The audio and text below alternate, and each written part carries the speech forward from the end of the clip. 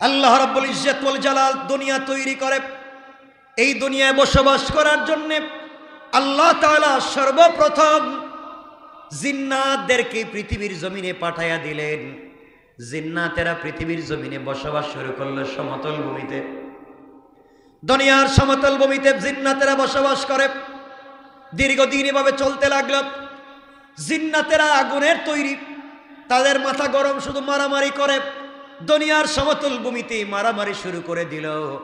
ভাই ভাইকে দেখতে পারে না, ভাই বোনকে দেখতে পারে না, বাবা সন্তানকে দেখতে পারে না, সন্তান বাবাকে দেখতে পারে না। পুরা দুনিয়া দাঙ্গা হাঙ্গামায় ভরে গেল, ফিতনা ফাসাদে ভরে গেল।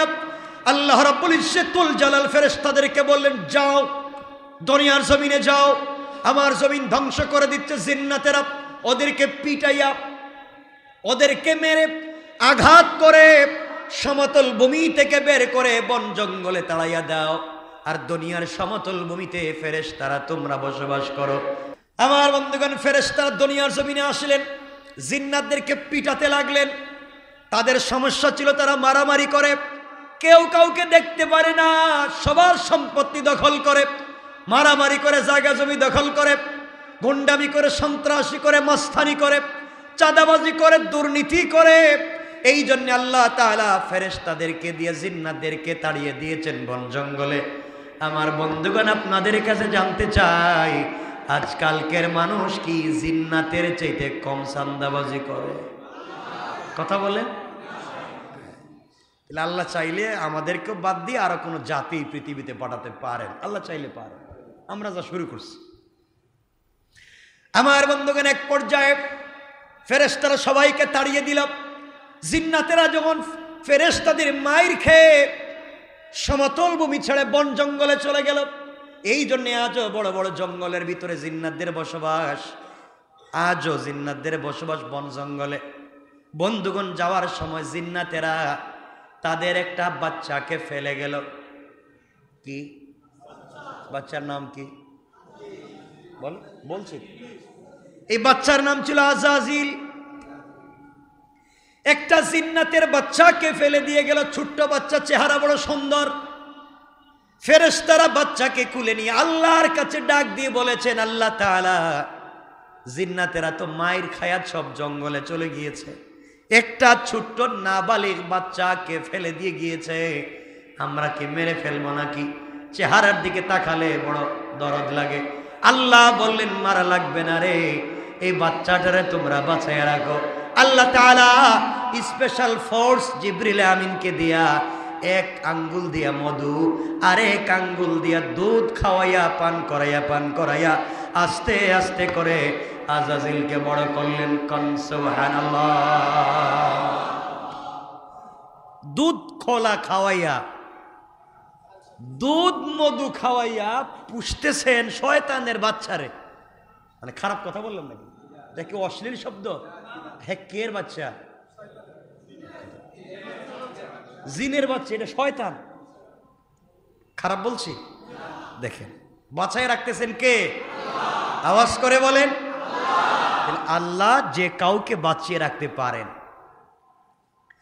এক পর্যায়ে জিবরিল আমিনের আঙ্গুল থেকে মধু আর দুধ, ফরমালিন আছে? কোন ভেজাল আছে? একবার অরিজিনাল জিনিসপত্র খাইছে, কি ধরনের স্বাস্থ্য ঠিক হয়েছে, কি বডিটা তার হয়েছে। আস্তে আস্তে বড় হতে লাগলো। এক পর্যায়ে বড় হতে হতে খারাপ জিনিসও যখন ভালো জিনিসের কাছে থাকে, সেও ভালো হয়ে যায়। আপনি যদি একজন আতরওয়ালার কাছে থাকেন, আতর না দিলেও আপনার শরীরে ঘ্রাণ লাগবে। আর আপনি যদি কর্মকারের দোকানে যান, কর্মকারের কাজ না করলেও কর্মকারের অগ্নির কুণ্ডলী থেকে ধোঁয়া লেগে আপনার শরীরেও দুর্গন্ধ হতে পারে, ঠিক কিনা? এক পর্যায়ে শয়তান এই জিন্নাতের বাচ্চা আজাজিল ফেরেশতাদের আশেপাশে থেকে থেকে ফেরেশতাদের মতো আচার ব্যবহার তার ভিতরে চলে আসলো। আস্তে আস্তে করে ইবাদত শুরু করে দিল। কারণ অতি ভক্তি, সবাই কম জানেন মনে, এটা বলেন না কেন? যে দেখবেন আপনার পাইলে 3 বারের জায়গায় 9 বার সালাম দিয়ে বুঝবেন ঝামেলা। নিশ্চয় কোন একটা ঝামেলা জড়াইতেছে আপনার, এত সম্মান দিতেছে কেন? কোন ঘটনা আছে? সব না। আমার বন্ধুগণ, এক পর্যায়ে আস্তে আস্তে ইবাদত শুরু করে দিল। আল্লাহ যাদেরকে ফেরেশতা বানালেন তারা দেখেন ওরে আল্লাহ রে, আমাদের চাইতে বেশি তাহাজ্জুদ পড়ে। চিন্তা করেন না, মসজিদের হুজুরের চাইতে হে তাহাজ্জুদ বলা হয়ে গেছে, হে বেশি নামাজি জাননেওয়ালা। এখন হে বেশি ইবাদত করে, বেশি তাসবিহ পড়ে, বেশি জিকির করে, এমন শুরু করে দিয়েছে দুনিয়ার জমিনের এমন কোন সমতল জায়গা নাই যেখানে আল্লাহর কদমে সেজদা করে নাই। 24টা ঘন্টার এমন কোন মিনিট নাই যেখানে সে আল্লাহর নামের জিকির করে নাই। এগুলা করতে করতে আল্লাহর কাছাকাছি পৌঁছে গিয়েছে। আল্লাহ তাআলা পুরস্কার স্বরূপ তাকে বানিয়ে দিলেন মুআল্লিমুল মালাইকা, ফেরেশতাদের শিক্ষক আল্লাহ তাকে বানাইয়া দিয়েছে। আল্লাহু আকবার বলেন। বুঝাতে চাইলাম, ছোট মানুষ, সাধারণ মানুষও যদি আল্লাহর কাছাকাছি পৌঁছে যেতে পারে, একবারে নিচু থেকে নিচু কেউ যদি ভালো কাজ করে আল্লাহর কাছাকাছি পৌঁছে যায়, আল্লাহ তাকে সম্মানিত করতে পারেন। ঠিক না? আজাজিল রে ছিল আজাজিল, আল্লাহ বানাইয়া দিয়েছেন মুআল্লিমুল মালাইকা, তার আর পিছনে চাওয়ার দরকার নেই। আমার বন্ধুগণ, বড় হয়ে গেল, বিশাল ক্ষমতা। এবার আল্লাহ রব্বুল ইজ্জত ওয়াল জালাল আদম আলাইহিস সালামকে যখন ফেরেশতাদেরকে বলেন সেজদা করো, সকল ফেরেশতারা সেজদা করেছে, শয়তান করে না। শয়তান আল্লাহর কাছে বলছে, আল্লাহ তাআলা আমি তো আগুনের তৈরি আর আদম মাটির তৈরি, আগুন সব সময় উপর দিকে যায় আর মাটি উপরে দিলে নিচে যায়, সুতরাং আদম উল্টা আমারে সেজদা করার কথা। নাউজুবিল্লাহ, আসতে বললেন, যুক্তি দেখায় আল্লাহরে। আল্লাহ এটা কি কোন আপনি, আমি সেজদা দিব, হে আমার উল্টা সেজদা দিব, মানে যুক্তি দেখায়। আমি সেজদা দিব কেন, হে তো আমারে দেওয়ার কথা। আর আল্লাহ এগুলো আলোচনা করেছে। আল্লাহ আপনি কেমনে ভাবলেন? আমার তো রুচিবোধ আছে, আমি একটা সোসাইটিতে বড় হয়েছি, আমার ইজ্জত আছে, আপনি মাটি দিয়ে, পচা দুর্গন্ধযুক্ত মাটি দিয়া তৈরি করলেন আদম, আর এরে আমি সেজদা দিব আমার রুচিতে বাদে। নাউজুবিল্লাহ বললেন না? তাহলে আজকালকে যারা নামাজ নিয়ে, সালাত নিয়ে বিতর্ক করে, আল্লাহর কদমে সেজদা দিতে যাদের রুচিতে বাদে, তাদের রুচি আর শয়তানের রুচিতে কোনো ব্যবধান নাই। শয়তানও সেজদা দিতে বলেছিল তার রুচিতে বাদে, তার সম্মান আছে, তার সেজদা দিলে রুচিতে বাজে। আমার বন্ধুগণ, কত সংক্ষেপ করতে চাই, এক পর্যায়ে আল্লাহর কাছে বলছে, আল্লাহ আপনি কি ভাবলেন আমি আদমরে সেজদা দিব? এটা সম্ভব না, এটা আমার রুচিবোধ খারাপ হয়ে যাবে। আল্লাহ বলেন, কি রে শয়তান, তুই জমিনে পড়েছিলে, তোর মা বাপ তোরে ফালাইয়া গেছিল, আমি কুড়েই না জিব্রাইলকে দেখা হইয়া বড় করছি, এমন আমার বিরুদ্ধে, মানে আমার বিরুদ্ধে। আল্লাহ আমি বললাম তো আমি পারবো না, আমাকে দিয়ে কাজ হবে না, আমার সম্মান আছে। কি আছে? আজকালকে কিছু লোক, এই দেশের কিছু লোক বিভিন্ন এলাকা, দামি দামি এলাকা, নিউ টাউনের বিভিন্ন এলাকায় বসবাস করে, নিজেদেরকে অনেক দামি, অনেক বড় মনে করে, অনেক গরিব মানুষকে, সাধারণ পাবলিককে তারা মানুষই মনে করে না। মনে রাখবেন, যারা উত্তম উন্নত সোসাইটি ফলো করে নিজেদেরকে বলছেন আপনি পাবলিকের মধ্যে খুব দামি, সম্মানী, মনে রাখবেন একদিন মরে পড়ে থাকবেন, জানাজা পড়াবার মতো লোক খুঁজে পাবেন না। এজন্য আপনি উত্তম সোসাইটি আর টাকা পয়সার গরম বাহাদুরি দেখিয়ে কোনো লাভ হবে না। আপনাকে মানুষ হতে হবে, আপনাকে মানুষ তৈরি হতে হবে। আল্লাহর কাছে আপনাকে নিজের মাথা অবনত মস্তকে আল্লাহর কাছে আপনি কায়মন চিত্তে বলতে হবে, আল্লাহ আমি তোমার গোলাম। কি? আমি কি? গোলাম। এজন্য মানুষে ভেদাভেদ তৈরি করা যাবে না, মানুষে বিভেদ তৈরি করা যাবে না, জাত, গোষ্ঠী, বংশ, সোসাইটি, এটা দিয়ে ভেদাভেদ তৈরি করা যাবে না। আল্লাহ বলেছেন শুউবান ওয়া কাবাইলা লিতারাফুহা, আল্লাহ বলছেন আমি তোমাদেরকে জাতিতে, গোষ্ঠীতে বিভক্ত করেছি একে অপরকে চিনবার জন্যে। আমি আল্লাহ তোমাদেরকে এক জায়গায় নিয়ে আসতে চাই। ছোট লোক যে কবরে যাবে, বড় লোক একই কবরে যাবে, সুতরাং মাটিতে আসার সময় আলাদা কোনো সোসাইটি থাকবে না, কারণ কবর একই সোসাইটি। কথা বলেন না, ওখানে আলাদা কিছু আছে?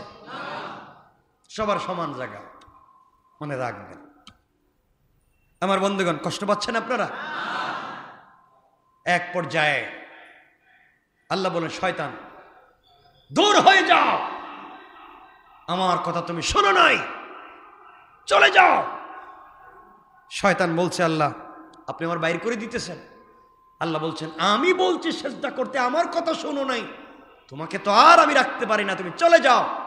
শয়তানকে যেদিন বেইজ্জত করে বের করে দিলেন, ওই দিনও ছিল 10 মুহররম, আশুরা। আমার বন্ধুগণ, শয়তান আল্লাহরে বলছে, আল্লাহ আপনি আমার বাইর করে দিবেন? যা দিলাম। আল্লাহ দিবেনই যখন, আপনার কাছে কয়েকটা জিনিস চাই। আল্লাহ বলেন, কি চাস? বলছে, কাল রব্বি, ও আমার রব। শয়তান জানে, শয়তান ভালো করেই জানে, যাই করি আল্লাহ কিন্তু একজন মানা লাগবে। কথা বলেন না কেন? শয়তান বলছে, কাল রব্বি, ও আমার রব, আমি আপনার কাছে জানতে চাই, আমারে তো শয়তান বানাই দিয়েছেন কয়দিনের জন্য? কিয়ামত পর্যন্ত। আল্লাহ, আমি কিয়ামত পর্যন্ত? হ্যাঁ। তাহলে আপনার কাছে আমি কিছু জিনিস চাই, আপনি ছাড়া কেউ দিতে পারবে না। আল্লাহ বলেন, শয়তান, শয়তান বানাইয়া দেওয়ার পরেও তুই আমার কাছে চাস? কাল রব্বি, আমার রব বলছিস, যা, কি বলতে চাস আমি দিয়ে দিব। শয়তান বলছে, আল্লাহ আপনি আমার কিয়ামত পর্যন্ত হায়াত বাড়াইয়া দেন। কি দেন? কারণ শয়তান জানে হায়াত আর কেউ দিতে পারবে না, দিলেই আসতে বললেন যে আল্লাহ। কাল রব্বি, আল্লাহ আপনি ছাড়া আর কেউ দিতে পারবে না, যাই করি আপনারই মানতেছি, আপনি আমার হায়াত বাড়াইয়া দেন। আল্লাহ বলেন, যা শয়তান, তোর হায়াত বাড়াইয়া দিল।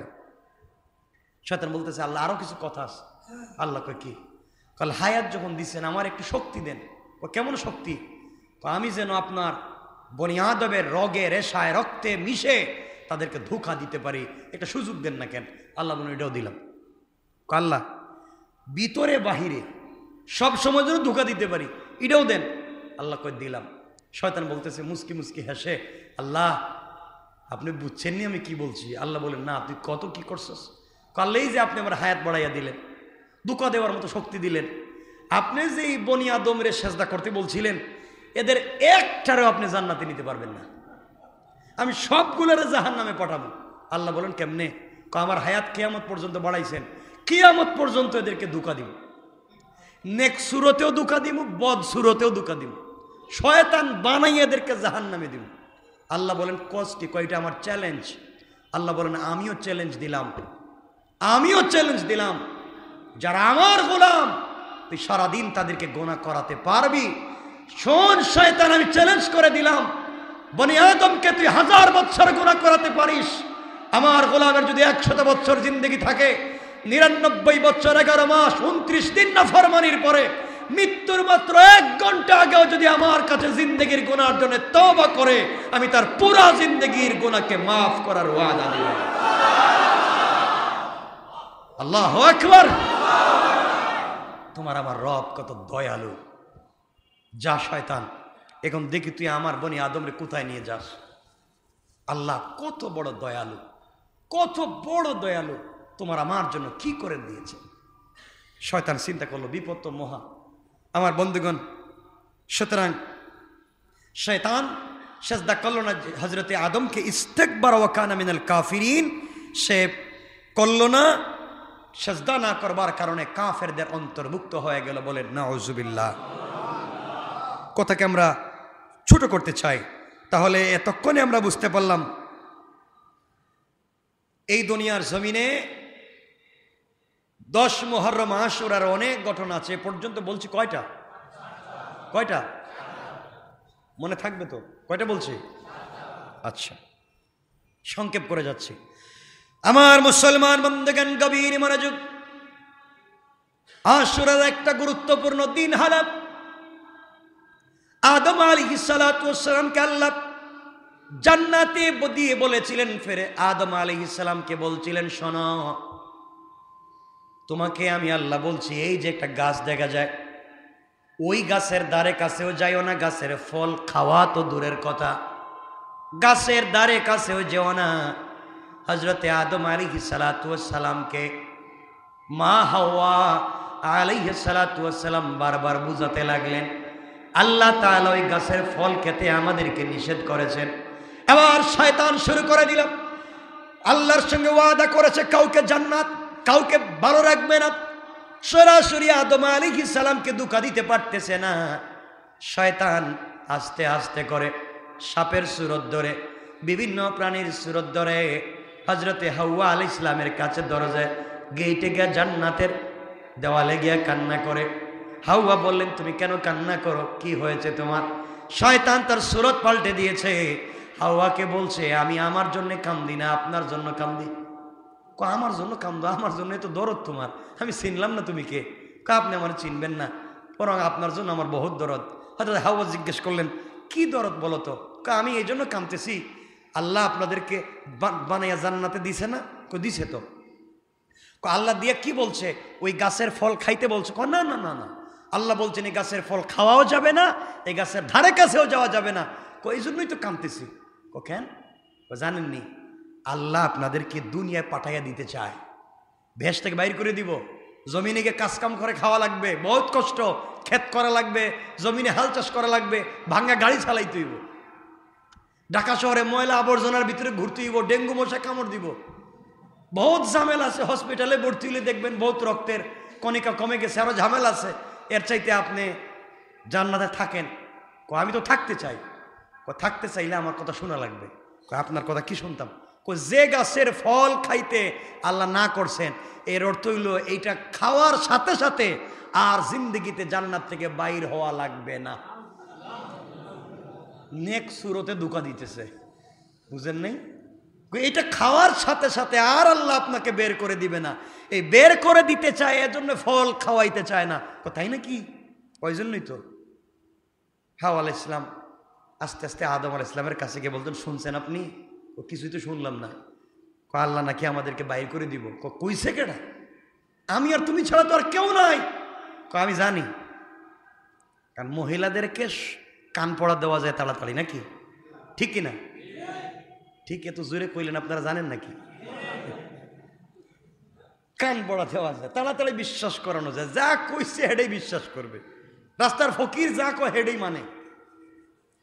আমার বন্ধুগণ, দেখবেন বাড়িতে যদি কোনো ফকির গিয়া মাটির মিষ্টি বানায় খাওয়াইতে পারে, আর দেখবেন কোনো জিনিস এটা জাদু ব্ল্যাক ম্যাজিক দেখাইতে পারে, তো সব দিয়ে দিব। কতক্ষণ লাগে? আমার বন্ধুগণ, হযরত হাওয়া বলছেন, আমি জানি ঘটনা, আমার জানা আছে। আদম আলাইহিস সালাম বলছেন, আমার কাছে বলো না ঘটনা কি। না, ঘটনা হইল আল্লাহ বাইর করে দিতে বলছে, কিন্তু ওই যে গাছের ফল ওইটা খাইলে নাকি বের হবে না। আদম বলছেন, না না, আমার দ্বারা এটা সম্ভব না। আল্লাহ যা নিষেধ করেছেন আমি তা করতে পারি না। হাওয়া আলাইহিস সালাম তো নাচুর বান্দি, বলছেন, আমি আপনার স্ত্রী, আপনি আমার একটা কথা শুনবেন না? আপনি আমার এই কথাটা শোনেন। শয়তান আবার বুদ্ধি দিল, দেরি হয়ে যেতেছে, কিন্তু যে কোনো টাইমে বাইর করে দিতে পারে, যে কোনো দিন বের করে দিবে, তাড়াতাড়ি ব্যবস্থা করে। হযরতে হাওয়া আলাইহিস সালাম হাত পা ধরতে শুরু করলেন আদম আলাইহিস সালামের। কারণ বউ স্বামীর পাও টিপিয়া টাকা বাইর করে বাপের বাড়িতে পাঠায়। কথা বল না কেন? এটা একটা দুর্বল জায়গা। সুন্দর করে যদি বুঝে বলতে পারে, সব দিয়া দেয়, সব দিয়া। দেখবেন বাজারে যাইব, পকেটে টাকাও নাই, কি হয়েছে, বউ সব নিয়ে নিছে। তা আমার বন্ধুগণ, হযরতে আদম আলাইহিস সালামকে হযরতে হাওয়া আলাইহিস সালাম এবার পা টিপে টিপে আস্তে আস্তে রেডি করলেন। হযরত আদম বলেন, ঠিক আছে তোমার কথা, কিন্তু আমার তো বুঝে ধরতেছে না। বুঝে ধরুক আর না ধরুক, আমি বলতেছি জান্নাতে থাকতে চাই। আদম আলাইহিস সালাম জান্নাত থেকে বের হতে চাচ্ছেন না থাকতে চাচ্ছেন? তিনিও আল্লাহর কাছাকাছি জান্নাতে থাকবার আশায় যখন ফল খাইলেন, খাওয়ার সাথে সাথে শরীর থেকে সব জান্নাতি পোশাক খুলে গেল।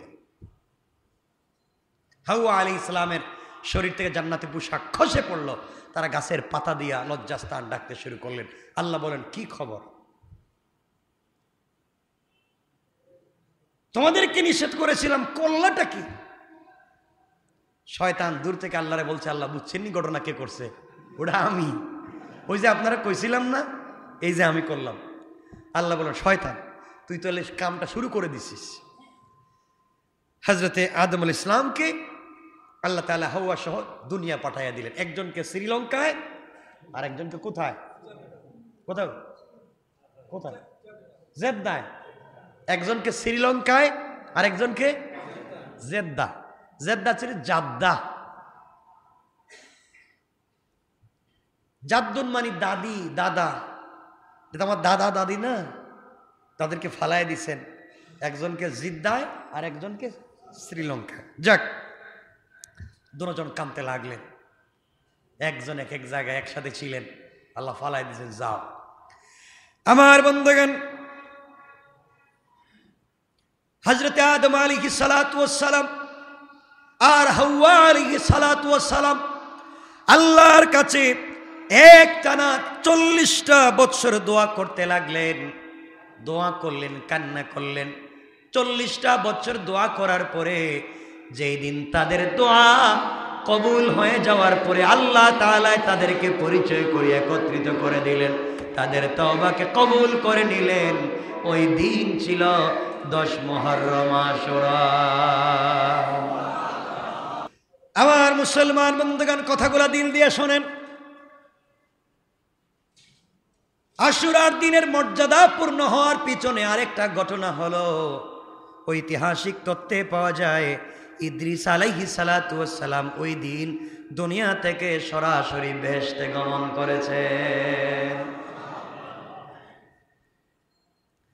আল্লাহ তাআলা কোরআনে কারীমের ভিতরে 19 নম্বর সূরা মারইয়ামের 56 এবং 57 নম্বর আয়াতে আল্লাহ রাব্বুল ইজ্জত ওয়াল জালাল বলছেন, আল্লাহ বলেন, ওয়াযকুর ফিল কিতাবি ইদরিস ইন্নাহু কানা সিদ্দীকান নাবিয়্যা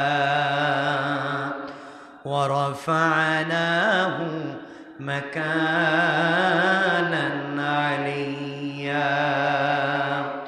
আমার মুসলমান বন্ধুগণ, গভীর মনোযোগ। আল্লাহ রাব্বুল ইজ্জত ওয়াল জালাল হযরতে ইদ্রিস আলাইহিস সালাতু ওয়াস সালামের কথা স্মরণ করিয়ে দিয়ে বলেন, স্মরণ করুন ওই কথা, ওই কিতাবে ইদ্রিসের কথা।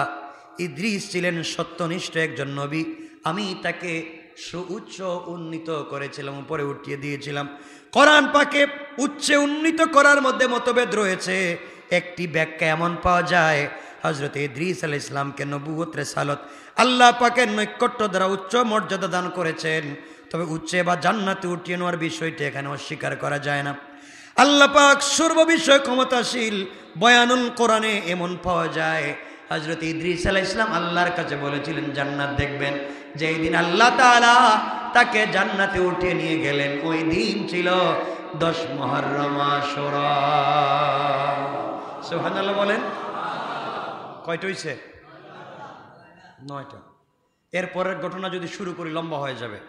এরপরে হযরতে নূহ আলাইহিস সালামকে প্লাবন দিয়া তার কিস্তি দিন জুদি পর্বতে ভিড়েছিল, ওই দিন ছিল 10 মুহররম আশুরা। আপনারা যদি কয়েক মিনিট বসেন বলবো, নাইলে দরকার নাই আজকে বলার, আরেকদিন বলে দিব। আরে না, 10:30 একটু পরে দেখবেন বাড়ির গেটের তালা মেরে দিচ্ছে, বিপদে পড়ে যাবে। দরকার নেই আজকে। হ্যাঁ,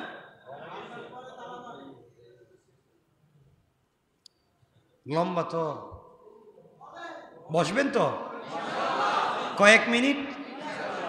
হাত তুলে দেখান কারা কারা চলে যাইবেন। চলে যাইবেন, ওয়াস্টারে মাটি করে দিতেছেন, যাইবেন আপনারা? আমি যাচ্ছি না, আপনারা গিয়ে লাভ কি? যাই হোক, আমরা সংক্ষেপ করে বলছি কয়টা? 9টা। কয়টা বলছি? 9টা বলছি। এখন বলবো নূহ আলাইহিস সালামের কথা সংক্ষেপ করে। আমার মুসলমান বন্ধুগণ, গভীর মনোযোগ। হযরতে নূহ আলাইহিস সালাতু ওয়াস সালামের কিস্তি নৌকা যেই দিন যদি পাহাড়ে বেড়েছিল, ওই দিন ছিল 10 মুহররম আশুরা। এই কথাটাকে ছোট্ট করে বলি, নূহ আলাইহিস সালামের জামানায় মানুষ আল্লাহর ইবাদত ভুলে গেল, মূর্তি পূজায় লিপ্ত হয়ে গেল, খারাপ কাজে লিপ্ত হয়ে গেল। মানুষগুলাকে সঠিক পথে ফিরিয়ে আনার জন্যে আল্লাহ তাআলা দুনিয়ার জমিনে নূহ আলাইহিস সালামকে পাঠাইয়া দিলেন। নূহ আলাইহিস সালাম দুনিয়ার জমিনে আসার পরে প্রায় একটানা 950 বছর দিনের দাওয়াত দিলেন। কতদিন? 950 বছর দিনের দাওয়াত দিলেন। কয়েকজন মাত্র মানুষ তার ডাকে সাড়া দিয়ে মুসলমান হলো, কয়েকজন ছাড়ার কেউ নাই। কয়েকজন, কেউ বলছেন 80, কেউ বলছেন 83, কেউ বলছেন 84, মূল হলো 40 জোড়া। কয়জন? 40 জোড়া। আমার মুসলমান বন্ধুগণ, এইভাবেই চলতে লাগলো। কাফেরেরা হযরতে নূহ আলাইহিস সালাম দিনের বেলা কালিমার দাওয়াত দেন, তাওহীদের দাওয়াত দেন, রিসালাতের দাওয়াত দেন। কাফেরেরা তাকে আঘাত করতে, তাকে মারতে মারতে অজ্ঞান করে দিয়ে ফেলে যায়।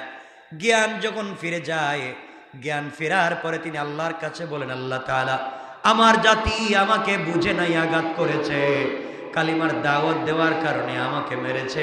আল্লাহ তাআলা তুমি এদেরকে ক্ষমা করে দাও, আর তোমার কালিমা পড়াইয়া মুসলমান বানাইয়া দাও। আল্লাহু আকবার। আমার মুসলমান বন্ধুগণ, এক পর্যায়ে তারা হযরতে নূহ আলাইহিস সালামকে নিয়ে তামাশা শুরু করে দিল, গালিগালাজ শুরু করে দিল। এভাবেই তাকে যখন গালিগালাজ শুরু করে দিল, ইমানদার হতে চাইল না, মাত্র কয়েকজন লোক ইমানদার হল, মুসলমান হতে চায় না। আল্লাহ রাব্বুল ইজ্জত ওয়াল জালাল কোরআনে কারীমের 11 নম্বর সূরা হুদের 36 নম্বর আয়াতে আল্লাহ রাব্বুল ইজ্জত ওয়াল জালাল বললেন, আমার আল্লাহ বলেন, ওয়া উহিয়া ইলা নূহিন আন্নাহু লাই ইউমিনা মিন কওমিকা ইল্লা মান ক্বাদ আমানা ফালা তাবতাইস বিমা কানু ইয়াফআলুন। আল্লাহ রাব্বুল ইজ্জত ওয়াল জালাল বললেন, নূহের প্রতি ওহী আসলো, ওহী অবতীর্ণ হলো, যারা ঈমান এনেছে তারা ব্যতীত তোমার কওমের অন্য কেউ আর ঈমান আনবে না।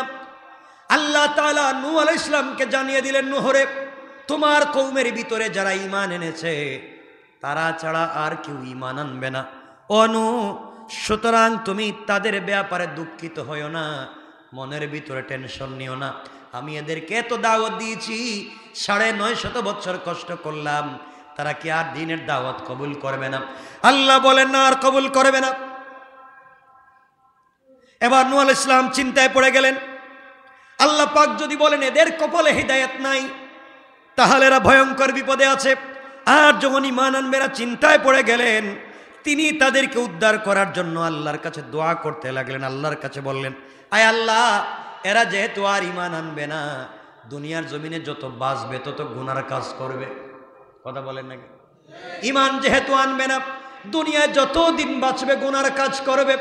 আর দুনিয়ায় যতদিন বাঁচবে, আমি যাদেরকে ঈমানদার বানিয়েছি তাদেরকেও তারা কুমন্ত্রণা দিয়ে বেঈমান বানিয়ে ফেলবে। আয় আল্লাহ, এরা যত সন্তান দুনিয়ার জমিনে জন্ম দিবে, ওগুলাও তো কাফের জন্ম দিবে।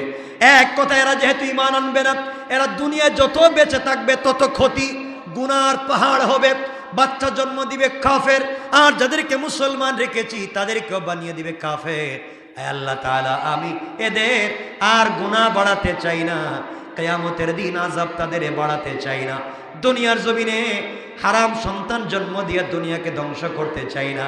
আল্লাহ তাআলার কাছে তিনি বলতে লাগলেন, আল্লাহ তাআলার কাছে তিনি বলতে লাগলেন, কোরআনে কারীমে 71 নম্বর সূরা নূহের 26 এবং 27 নম্বর আয়াতে আল্লাহ বলছেন, নূহ আলাইহিস সালাম বললেন, وقال نوح رب لا تذر على الأرض من الكافرين ديارا إنك إن تذرهم يضلوا عبادك ولا يلدوا إلا فاجرا كفارا رب اغفر لي ولوالدي ولمن دخل بيتي مؤمنا وللمؤمنين والمؤمنات ولا تزد الظالمين إلا تبارا। নূহ আলাইহিস সালাম আল্লাহর কাছে বলছেন, হে আমার রব, পৃথিবীতে কাফেরদের মধ্য থেকে একটি ঘরও তুমি ছেড়ে দিও না।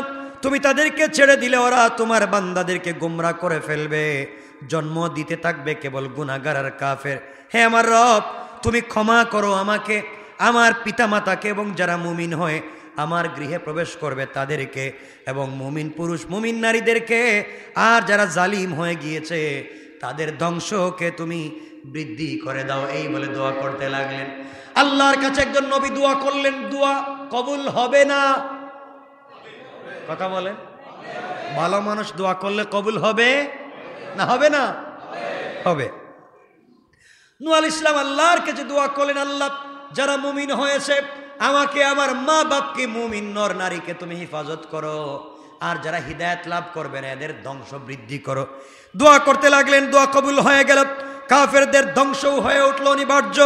এক কথায় আল্লাহ পাক সারা দুনিয়া ব্যাপী এক মহাপ্লাবনের কথা নূহ আলাইহিস সালামকে জানিয়ে দিলেন, আর বলেন, নূরে অনু তুমি যেহেতু দোয়া করেছো আমি দোয়া কবুল করে নিয়েছি, মাত্র 40 জোড়া মানুষ ছাড়া আর কেউ মুসলমান হয় নাই, তোমার দোয়াকে কবুল করলাম, পুরা পৃথিবীবাসীকে আমি শাস্তা করব, তুমি একটা কিস্তি বানাও, তুমি একটা নৌকা বানাও, এরপরে যা করা লাগবে স্বয়ং করবেন কে? এবার আল্লাহ রাব্বুল ইজ্জত ওয়াল জালাল বলছেন, ওয়াসনাইল ফুলকা বিআয়ুনিনা ওয়া ওয়াহয়িনা ওয়ালা তুখাতিবনি ফিল্লাযীনা যালামু ইন্নাহুম মুগরাকুন। আল্লাহ রাব্বুল ইজ্জত ওয়াল জালাল বললেন, তুমি আমার তত্ত্বাবধানে, আমার ওহী অনুযায়ী, অনু তুমি আমার তত্ত্বাবধানে, আমার নির্দেশে, আমার ওহী অনুযায়ী নৌকা নির্মাণ করো, আর যারা সীমা লঙ্ঘন করেছে তাদের ব্যাপারে তুমি আমার কাছে কিছু বলতে যাইও না। যখন দেখবা পৃথিবীর উপরে আযাব চলে আসছে, তোমার দিলটা তো বড় নরম, উম্মতের জন্য দরদ লেগে যেতে পারে, আমার কাছে দোয়া করতে পারো। খবরদার, সাবধান করে দিয়েছি, দোয়া যেহেতু করেছো কবুল হয়ে গেছে, নৌকা বানাও আমার নির্দেশে, আমার হুকুম পালন করে, কিন্তু কাফেরদের উপরে যখন আযাব আসবে আর তুমি কোনো কথা বলতে পারবে না। আমার বন্ধুগণ, এরপরে হযরত নূহ আলাইহিস সালাম নৌকা বানাতে লাগলেন, কিন্তু তার জাতি, তার কওম, তার সম্প্রদায়ের দুনিয়ার মানুষ বিদ্রুপ করতে লাগলো, আর বলতে লাগলো, কেমন বড় পাগল, শুনছি নৌকা চলে সাগরে, নৌকা চলে নদীতে, আর নূহ আলাইহিস সালাম নৌকা বানায় মরুভূমিতে। এ নৌকা কই চালাইব? বৃষ্টি নাই, পানি নাই, 1000 বছর বন্যা হয় না, এত বড় নৌকা চালাইব কোথায়? হো পাগল। আর তার আল্লাহ পাগল, বলেন নাউজুবিল্লাহ। উপহাস করতে লাগলো। আল্লাহ বলেন, ওয়াসনাউল ফুলকা ওয়া কুল্লামা মাররা আলাইহি মালাউম মিন কওমিহি সাখিরু মিনহু ক্বালা ইন তাসখারু মিন্না ফাইন্না নাসখারু মিনকুম কামা তাসখারুন। তিনি নৌকা বানাতে লাগলেন।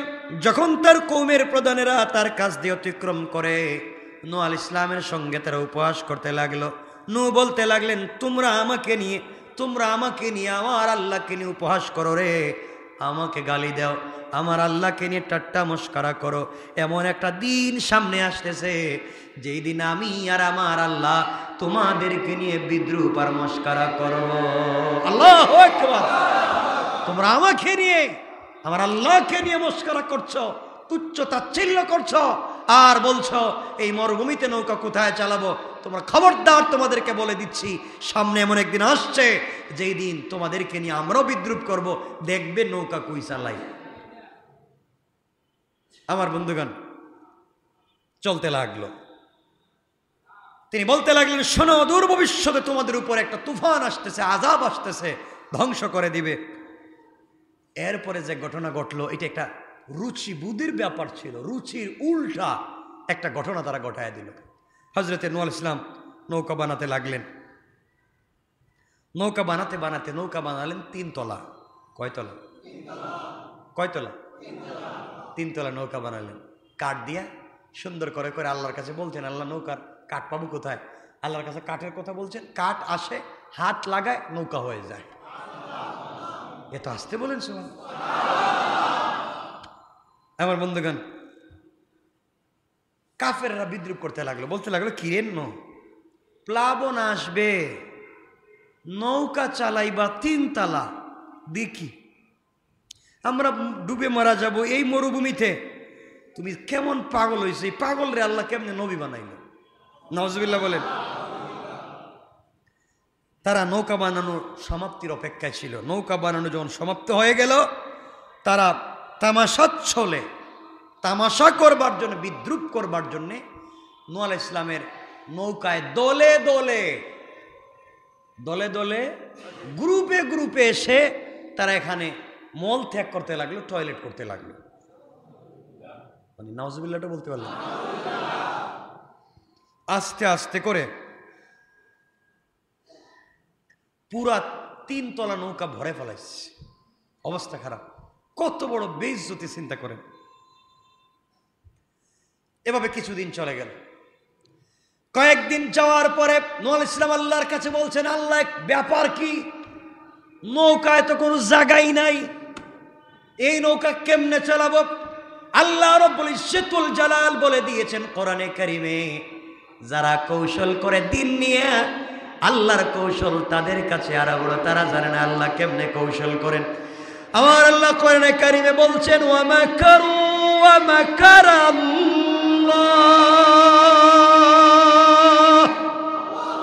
ওয়াল্লাহু খায়রুল মাকিরিন।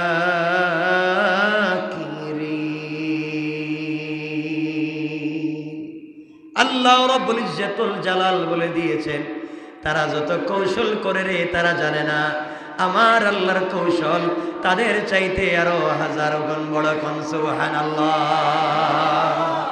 বলে দিয়েছে। কিছুদিন যেতে না যেতেই তাদের শরীরে দেখা দিল কুষ্ঠরোগ। কি রোগ? পুরা দুনিয়ায় কুষ্ঠরোগ হয়ে গেল।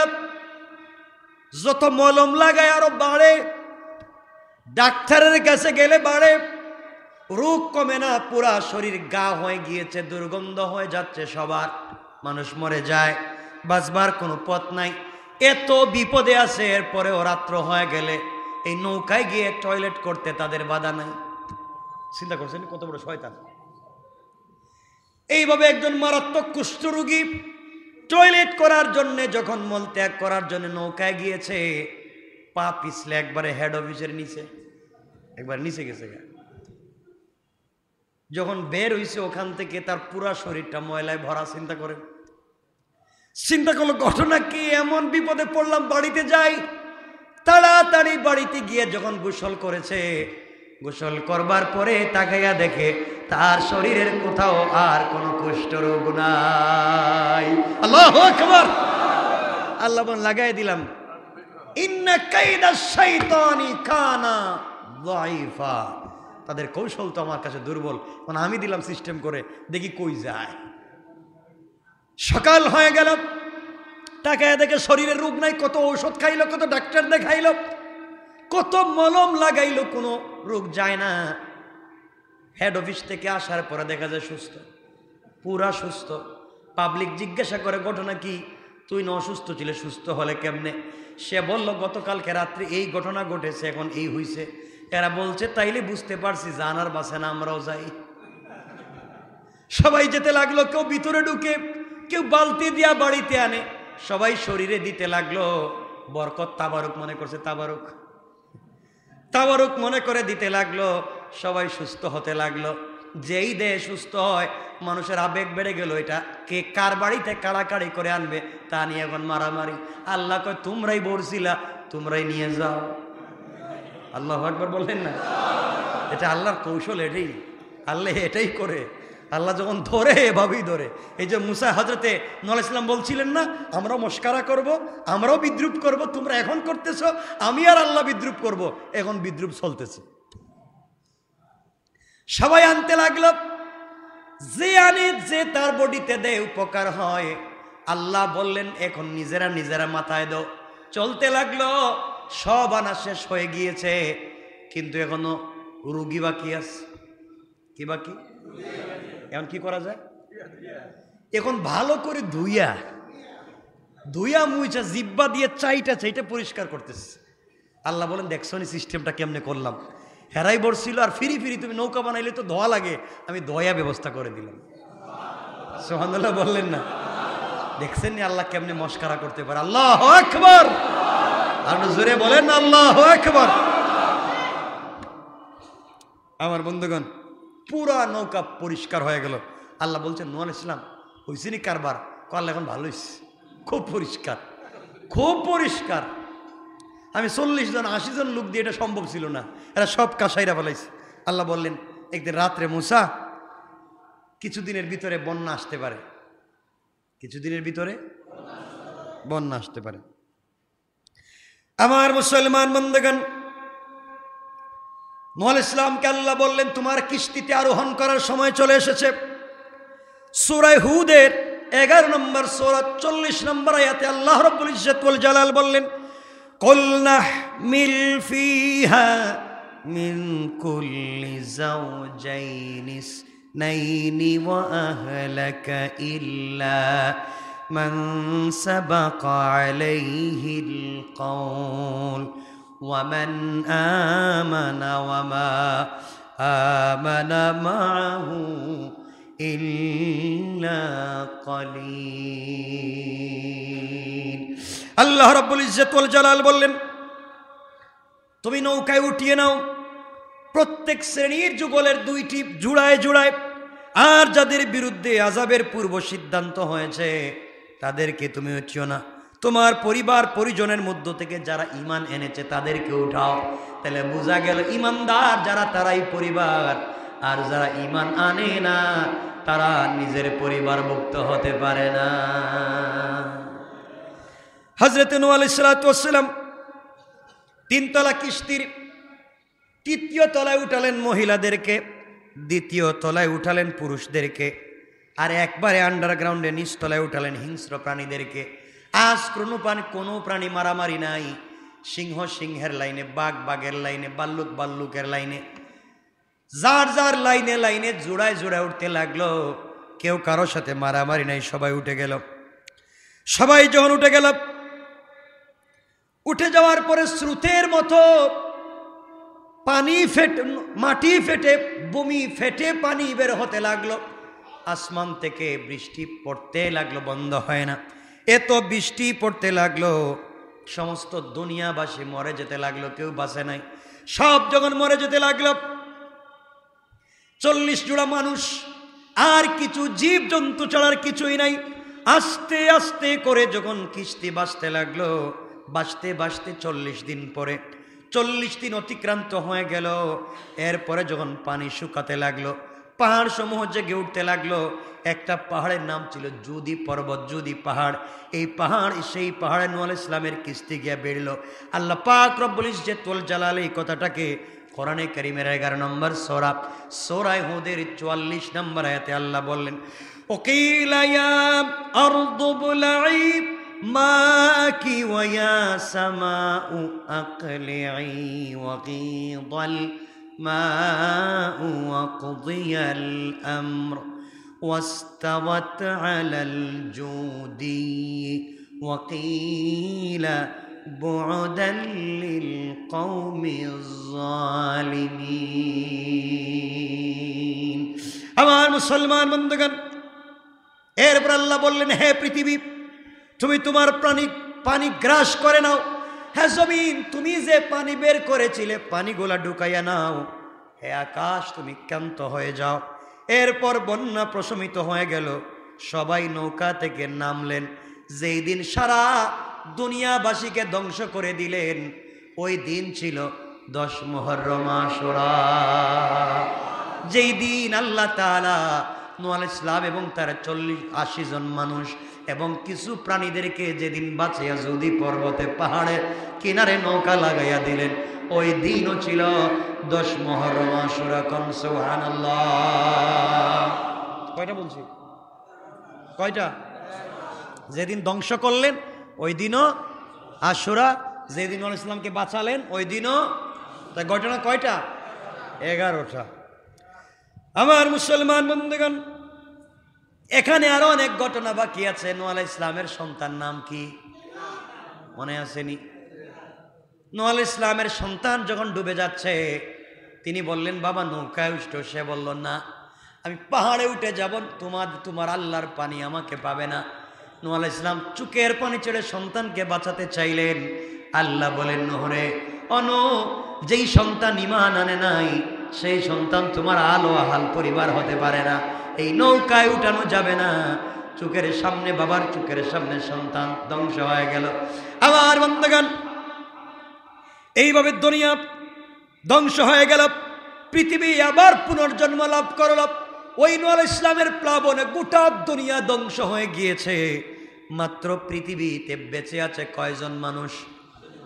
কয়জন? সুতরাং এই পৃথিবীতে লক্ষাধিক আম্বিয়া কেরাম থেকে নিয়ে কোটি কোটি, হাজার কোটি কোটি মানুষ যা জন্ম নিয়েছে, সবার আদি সম্পর্কই নৌকায় উঠা 80 জন মানুষ। কথা বুঝেননি? এই নৌকায় যারা ছিল, এদের থেকে আজকের এই মানুষগুলার জন্ম। আমার মুসলমান বন্ধুগণ, এরপরের ঘটনাগুলো আরো ভয়ঙ্কর। আল্লাহ রব্বুল ইজ্জত ওয়াল জালাল বলতে লাগলেন, আল্লাহ এই ঘটনা দেখে বলতেছেন, আল্লাহ বলেন, فَأَنْجَيْنَاهُ وَأَصْحَابَ السَّفِينَةِ وَجَعَلْنَاهَا آيَةً لِلْعَالَمِينَ। আল্লাহ রব্বুল ইজ্জত ওয়াল জালাল বললেন, আমি নূহ আলাইহিস সালামকে এবং কিস্তিতে যারা আরোহণ করেছিল তাদেরকে রক্ষা করলাম এবং বিশ্ব জগতের জন্যে এ কিস্তিকে করলাম একটা নমুনা। পড়েন সুবহানাল্লাহ। আল্লাহ বুঝাইয়া দিতে চাইলেন, আমি যদি বাঁচাইয়া দিতে চাই, পুরা পৃথিবী ধ্বংস হয়ে গেল, আমি যাকে বাঁচাতে চাইব কেউ তাকে ধ্বংস করতে পারবে না। আমার বন্ধুগণ, কথা সংক্ষেপ করতেছি, আর লম্বা করতে চাইব না। মনোযোগ দিয়ে 1-2 মিনিটের কথা শুনেন। সব শেষ, নৌকা এখনো আছে পৃথিবীতে। কিছুদিন আগে আপনারা শুনেছেন তুরস্কের বিজ্ঞানীরা নৌকাটা পেয়েছে এবং পরীক্ষা নিরীক্ষা করে দেখেছে কোনো মেডিসিন ছাড়া এই নৌকা আগে যেভাবে ছিল আল্লাহ এভাবেই রেখে দিয়েছেন। আল্লাহ পারেন কি পারেন না? কথা বলেন না কেন? সব কিছু আল্লাহ পারেন। আমার বন্ধুগণ, ঘটনা কয়টা বলছে? 11টা। কয়টা? 11টা না? 11টা ঘটনা। এরপর নূহ আলাইহিস সালামের সন্তান ধ্বংস, এটারে যদি ধরেন তাহলে 12টা ঘটনা। এই দিনে আরেকটা ছোট্ট ঘটনা, এটা এই ইতিহাসে পাওয়া যায়। নূহ আলাইহিস সালাম একজন মহিলাকে বলেছিলেন, মনে আছেনি আপনাদের? মনে আছেনি? আমার মুসলমান বন্ধুগণ, 1-2 মিনিটে শোনেন, 11:15। আমার মুসলমান বন্ধুগণ, নূহ আলাইহিস সালাতু ওয়াস সালাম যখন পাবলিককে বলতে লাগলেন এভাবে এভাবে একদিন পানি আসবে, ওনার একজন উম্মত ছিল, একজন মহিলা ছিল। ইতিহাসে পাওয়া যায়, এতটুকুন আমি বলতে পারি, আর কিছুই না। তার কাছে গিয়ে বলছেন, আম্মা জান, কিছুদিনের ভিতরে দুনিয়ায় প্লাবন আসবে, পুরা দুনিয়া ধ্বংস হয়ে যাবে। আমি নৌকা বানাচ্ছি, নৌকায় আপনাকে উঠিয়ে নিয়ে যাব। মহিলা ডাক দিয়ে বলছেন, বাবারে তুমি নিয়ে যাইও, আমার তো কেউ নাই, আমি বৃদ্ধা মহিলা। পানি চলে আসলে তুমি নিয়ে যাইও, আমি তোমাকেও বিশ্বাস করি, মনে প্রাণে আমার আল্লাহকেও বিশ্বাস করি। আমার বন্ধুগণ, বন্যা চলে আসলো। যখন নৌকার উপরে উঠে গেলেন, পুরা দুনিয়া ধ্বংস হয়ে গেল, পানি চলে গেল। 40 দিন পরে সবাই নেমে গেল। নূহ আলাইহিস সালামের মনে পড়েছে, আহারে ওই বৃদ্ধা মহিলা মাকে যে কথা দিয়েছিলাম, বন্যা আসলে তাকে আমি বাড়িতে থাকি, আমি নৌকায় উঠাবো। কি করলাম, এতগুলা পানি পুরা দুনিয়া ধ্বংস করে দিয়েছে। একজন ইমানদার ধ্বংস হয়ে গেল, বাঁচাতে পারলাম না। চোখের পানি ছেড়ে ছেড়ে আল্লাহর কাছে দোয়া করতে লাগলেন, আর বলছেন, আল্লাহ, একজন ইমানদার বান্দিকে আমি হেফাজত করতে পারলাম না, কালিমাওয়ালা, তোমাকে বিশ্বাস করে আমি হেফাজত করতে পারলাম না। আল্লাহ তাআলা খবর নেওয়ার জন্য চিহ্ন নাই, সব নিশ্চিহ্ন হয়ে গিয়েছে। চিন্তা করে করে মহিলার বাড়ির দিকে যেতে লাগলেন। যেতে যেতে যেতে যেতে হাঁটতে হাঁটতে মহিলার বাড়ির কাছে গিয়ে দেখতে পান ওই মহিলা গড়ের আঙ্গিনা উঠান ঝাড়ু দিতেছে। আল্লাহু আকবার। কাছে গিয়ে চোখের পানি ছেড়ে দিলেন আর ডাক দিয়ে বলছে আম্মা জান। মহিলা ডাক দিয়ে বলছে বাবা আমি তো আগে গাড়টি রেডি করে রেখে দিয়েছি, তুমি আসলে আমি চলে আসব। আমি কি গাড়টি নিয়ে বের হব? বন্যা কি চলে আসতেছে, আমি কি নৌকায় উঠব? হযরত নূহ চোখের পানি ছেড়ে বলছেন মারে পুরা দুনিয়া ধ্বংস হয়ে গিয়েছে, পৃথিবীর উপর দিয়ে 40 দিন পর্যন্ত 1000 ফুট পানি গেল, এই পৃথিবীতে কোনো বাড়ি নাই, এখন পর্যন্ত আপনার বাড়িতে পানি আসলো না, পুরা দুনিয়া ডুবাইয়া দিলেন, আপনার বাড়িতে পানি আসলো না, কেমনে আমি তো কিছুই বুঝতে পারলাম না। আওয়াজ হলো, আওয়াজ হলো, আওয়াজ আসলো। আল্লাহ ডাক দিয়ে বলছেন নূহ রে, আমার কলেজার টুকরা বান্দি যে আমাকে বিশ্বাস করেছে, আমার উপর ঈমান এনেছে, গোটা দুনিয়া যদি তাকে ভুলে যায়, তুমিও তাকে ভুলে গিয়েছো, গোটা দুনিয়া তাকে ভুলে গিয়েছে, আমি আল্লাহ আমার ইমানদার বান্দিকে ভুলে যেতে পারি না। পুরা দুনিয়া ডুবিয়ে দিয়েছি, কিন্তু আমি আল্লাহ আমার কুদরতের সাহায্যে আমার ইমানদার বান্দির বাড়িটাকে আমি হেফাজত করে দিয়েছি। পড়েন সুবহানাল্লাহ, আল্লাহু আকবার, বলেন আল্লাহু আকবার। এই জন্য আমার মুসলমান বন্দেগান, আল্লাহ রাব্বুল ইজ্জতুল জালাল যদি চায়, দুনিয়ার জমিনে আল্লাহ যদি চায় কাউকে বাঁচাইয়া দিতে, পৃথিবীর কারো ক্ষমতা নাই তাকে মেরে ফেলবার। আর আল্লাহ যদি মেরে ফেলতে চায়, পৃথিবীর কেউ তাকে বাঁচাইয়া রাখতে পারবে? আর জোরে বলেন।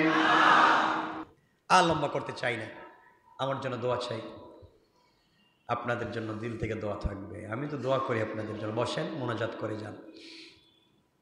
আমি আপনাদেরকে দিল থেকে ভালোবাসি, এটা বুঝেননি আপনারা? আস্তে আস্তে কইলেন কেন? অনেক ভালোবাসি আপনাদেরকে। কিছু মানুষকে এতটুকুন ভালোবাসি, এদের চেহারা চোখে পড়লেই দিল থেকে দোয়া আসে। আমি সবসময় আপনাদের জন্য দোয়া করি, আপনারা আমার জন্য দোয়া করবেন।